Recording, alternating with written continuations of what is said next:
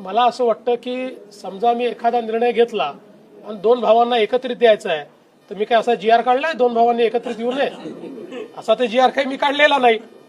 या उलट उद्धव ठाकरेजींच्या कार्यकाळामध्ये जो अहवाल आला होता, जो अहवाल लिहिण्यामध्ये उद्धव ठाकरेजींचा उजवा हात, त्यांचा उपनेता हा होता, ज्यांनी अहवालामध्ये लिहिलं की 1ली ते 12वी हिंदी सक्तीची करा, आणि तो अहवाल उद्धवजींनी कॅबिनेटमध्ये स्वीकारला आणि त्यानंतर नेहमीच्या पद्धतीनं घुमजाव केलं. तरी देखील आम्ही कुठलाही इगो न मानता त्या संदर्भातला निर्णय केलेला आहे. मी पुन्हा एकदा सांगतो, आम्ही निर्णय केलाय.